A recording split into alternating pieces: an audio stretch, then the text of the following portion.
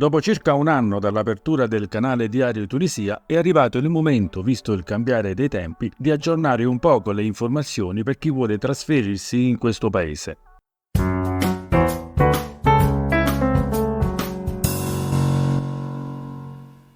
Partirei subito col fare un nuovo video su un titolo che ha suscitato un bel po' di interesse. Vivere in Tunisia con 500 euro al mese.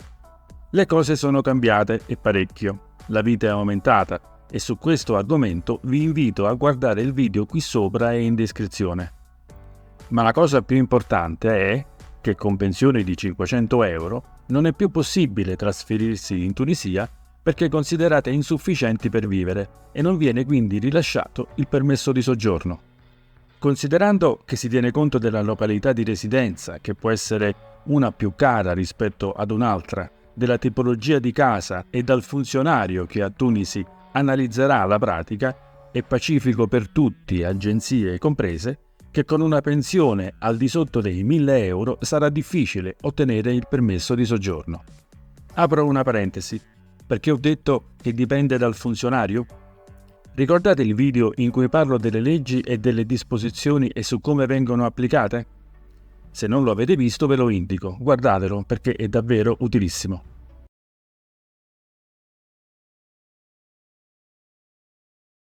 Il calcolo si fa presto, considerando che un appartamento adatto a noi occidentali costerà non meno di 180 euro circa, e parlo di appartamenti modesti comunque, non paragonabili agli standard italiani. Resteranno 820 euro circa per vivere e possiamo considerarli necessari, almeno per i primi periodi.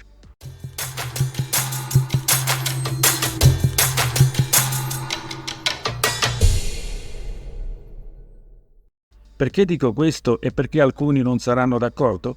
Dipende dalle nostre abitudini, dalle esigenze mediche che possiamo avere e da cosa consideriamo per casa abitabile. Perché oggi dire che ci sono case in Tunisia adatte a noi italiani per 500 dinari e che nei primi mesi del trasferimento possono bastare 500-600 euro è da incoscienti, perché vivere con pochi soldi in Italia e qui non è affatto la stessa cosa. Purtroppo chi vive in Italia con 900.000 euro di pensione al mese non ce la fa a tirare avanti e deve spesso rivolgersi a qualche aiuto. Molti sono operai e impiegati anche statali e magari non hanno fatto molti anni di servizio, oppure sono passati da divorzi che hanno frammentato la pensione, restando con cifre insufficienti per vivere bene in Italia. Qui in Tunisia è possibile farcela, ma si dovrà scegliere una casa intorno ai 180 euro, 600 dinari circa. Magari uno studio che costa meno, così da potersi mantenere nelle zone turistiche. Anche da arredare sarebbe meglio, ma chiaramente si dovrà disporre di una somma contate di almeno 1.500 euro per un arredamento completo. Vi ricordo che qui per studio si intende una stanza unica con angolo cottura. Un monolocale per intenderci. Queste possono essere opzioni sensate e reali, come ad esempio fare queste scelte in località tipo Sousse e Monastir, che hanno i prezzi un po' più bassi. Con pensioni di 800-900 euro nessuno può garantirvi, anche prendendo una casa al limite dell'abitabile, che vi verrà rilasciato il permesso di soggiorno. Nessuno. Chi lo fa mente sapendo di mentire, esclusivamente per incassare i soldi del vostro trasferimento e lasciandovi ai vostri problemi nel caso restiate senza documenti di soggiorno, come è capitato purtroppo, o peggio, vi propone soluzione al limite della legalità. I soliti fanfaroni che si presentano sempre con le solite frasi «conosco tutti io, faccio tutto io». I fatti sono questi e se parlate con agenzie di trasferimento affidabili che devono lavorare chiaramente, ma hanno una coscienza professionale e ce ne sono tante, vedrete che vi diranno le stesse cose. Ma pensiamoci un attimo, esistono soluzioni legali che possano permettere a chi prende una pensione di 800 euro di riuscire a farsi accettare la pratica? Sì. Si tratterebbe di trovare qualcuno che dall'Italia, ad esempio, possa fare un bonifico fisso di 200 o 300 euro, dimostrando così di disporre di un introito suppletivo alla pensione, che così integrata permetterebbe di raggiungere e superare il minimo considerato adeguato. Qui bisogna muoversi per bene e per farlo vi consiglio di rivolgervi ad agenzie qualificate che vi aiuteranno a presentare la domanda in maniera corretta, spiegandovi nel dettaglio questa particolare soluzione. Ricordate che la valutazione della domanda di soggiorno viene fatta a Tunisi, presso la sede della Polizia Turistica Centrale, e tiene conto di numerosi fattori, tra i quali se si è single o con consorte, del costo, come detto, della casa e del luogo dove si è scelto di vivere. Quello che viene detto permesso di soggiorno provvisorio non dà garanzie sul buon fine della pratica, perché viene rilasciato a tutti a seguito della semplice presentazione della domanda. Voglio aprire un'altra piccola parentesi circa l'accredito della pensione in Tunisia. Ho sentito da alcune persone che hanno presentato la domanda di soggiorno che hanno lasciato la pensione accreditata in Italia facendo mensilmente un bonifico sul conto tunisino. La polizia vi chiederà almeno 3 versamenti che dovranno ritenere congrui per il rilascio del soggiorno, ma ricordate che per la defiscalizzazione la pensione dovrebbe arrivare dall'INPS in una banca tunisina. Vi potranno dire che non è necessario e che è sufficiente fare un bonifico mensile, ma in questo caso quel che potrebbe accadere è un vero caos amministrativo che potrebbe generare seri guai. Su questo argomento penso di fare un nuovo video perché è una cosa davvero molto delicata. Rispondiamo quindi alla domanda del video che risale allo scorso anno. Possibile vivere in Tunisia con 500 euro? No, non è più possibile vivere in Tunisia con una pensione di 500 euro, perché economicamente sarebbe impossibile e perché il permesso di soggiorno non viene rilasciato a chi percepisce pensioni al di sotto dei 1000 euro. Vogliamo fare un esempio di spesa mensile? Basandomi sulla mia esperienza e su quello che spendevo appena arrivato in Tunisia, ad Hammamet per precisione, ritengo di non dire una stupidaggine asserendo che, eliminando il costo della casa, avrete bisogno di non meno di 700-800 euro per vivere con un sostentamento sufficiente. Ma in ogni caso vi servirà un buon spirito di adattamento che purtroppo a me mancava totalmente e per questo spendevo di più. Facevo spesa quasi sempre al Carrefour e preferivo prodotti con nomi conosciuti, spendendo tantissimo di più.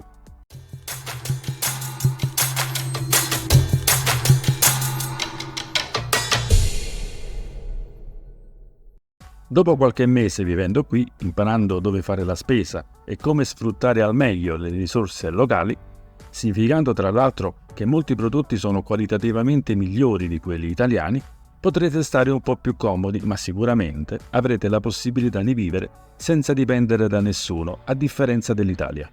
Per luce, gas e acqua difficilmente spenderete più di 40 euro al mese, mentre spostamenti ed altri costi possono sembrare irrilevanti, ma influiscono a fine mese. In finale, quindi, con circa 1000 euro di pensione riuscirete a vivere abbastanza comodamente, imparando dove fare spesa e magari conoscendo persone che vi aiuteranno a trovare appartamenti migliori ad un prezzo più basso. Perché a meno che non abbiate una gran fortuna, difficilmente sarete soddisfatti della prima sistemazione, a meno che non prendete una villa di fascia alta. Ho preparato una scheda con un prospetto relativo al mese di maggio 2024, considerando un pensionato single da 1000 euro al mese. Prospetto di spesa maggio 2024 in Tunisia. Pensionato single da 1000 euro, 3.300 dinari circa al mese. 180-200 euro casa, 600-700 dinari. 45 euro di bollette per mese, 150 dinari a bimestre. 50-60 euro al mese di taxi, 200 dinari circa. 25 euro tra internet casa e smartphone, 85 dinari circa. 50 euro, 180 dinari, di spese varie ed eventuali. 400-500 euro spesa cibo, 1.700 dinari. L'importo di spesa totale è di circa 880 euro al mese. Naturalmente è inutile che lo dico, le spese sono molto soggettive, quindi il conto del tutto indicativo che vi ho fatto potrebbe sembrare inadatto per alcuni e in linea per altri. Fatemi fare una considerazione che non faccio a cuor leggero. Nel nostro paese paghiamo le tasse su ogni cosa che compriamo e su alcune un'altra solo per possederla. Paghiamo per mettere i nostri soldi in banca perché dobbiamo avere obbligatoriamente un conto. Paghiamo per averli depositati, paghiamo per prelevarli, paghiamo una carta bancomat che ci permette di ritirarli e oltre alla carta paghiamo il prelievo. Paghiamo ogni mese una quota della nostra pensione per il TFR e l'IRPEF per la pensione, ma quando li otteniamo ci paghiamo altre tasse. Paghiamo il canone RAI, la TV di Stato, una volta era senza pubblicità, giusto direi. Ora invece continuiamo a pagare il canone e vediamo la medesima pubblicità dei canali privati. Questo tra la totale indifferenza di tutti. Anche senza vederla dobbiamo pagare, perché il solo possedere un TV prevede il pagamento di questa tassa RAI. Con le tasse che paghiamo sugli stipendi e sulla pensione dovremmo avere una sanità gratuita. Ma se dobbiamo fare un esame urgente, campa cavallo. È triste sapere che viviamo pagando tasse e balzelli sia da lavoratori che da pensionati. E per vivere dignitosamente alcuni sono costretti ad emigrare in un paese economicamente povero per mantenersi da soli. Mi viene in mente quando qui in Tunisia hanno provato ad aumentare il costo del pane, o la rivolta degli agricoltori in Francia. Noi invece siamo diversi e non faccio considerazioni, preferisco non farle, ma lo trovo vergognoso. Scusatevi questa piccola parentesi, torniamo immediatamente al tema centrale del video.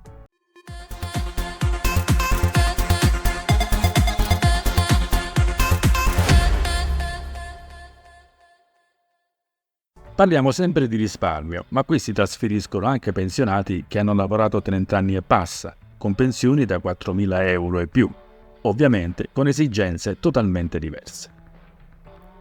Ora ne parliamo e chiaramente qui il discorso cambia. Sono tanti i video che girano in rete dove persone che percepiscono pensioni da oltre 2.500 euro parlano di come si trovano bene in Tunisia.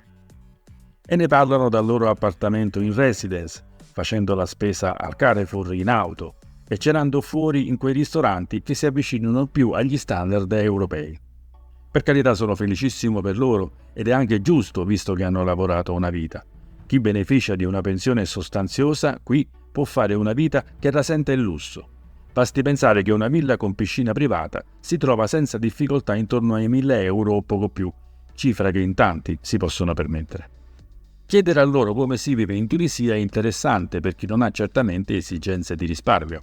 Purtroppo spesso dispensano consigli indirizzati ad un'utenza sbagliata perché conoscono ben poco della Tunisia popolare e sono inadatti a parlare in senso generale di come si vive qui.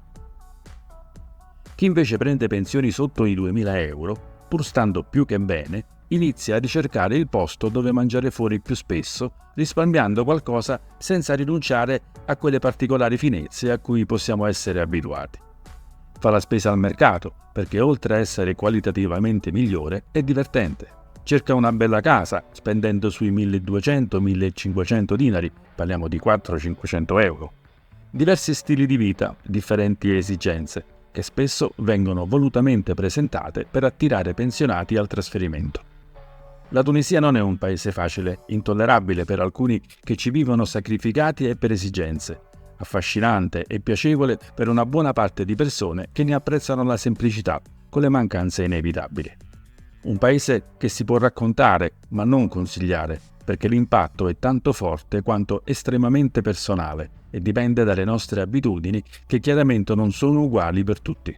Prendete per la comoda quindi, fatevi qualche amicizia di riferimento e chiedete consiglio su dove prendere una casa in affitto per un periodo di almeno un mese, così da evitare di ritrovarvi in quartieri non proprio tranquilli. Si parla di un vostro trasferimento, non di una vacanza, in un paese parecchio differente dall'Italia. Decidete con calma e prendete la scelta più giusta per voi. Perché con una pensione adeguata, apprezzando i lati positivi che vi offre questo paese, potreste vivere economicamente più che soddisfatti. Il nostro paese, l'Italia, è il migliore del mondo, non lo dico a caso. Ma in pensione abbiamo bisogno di essere più sereni e tranquilli, almeno economicamente. A chi non piacerebbe poterlo fare in Italia, ma se non possiamo dovremmo trovare una soluzione alternativa. وقت غروب الشمس واقف على البحر بعيد عمال بحكيله واشكيله واشرح واعيد فجأة لقيتها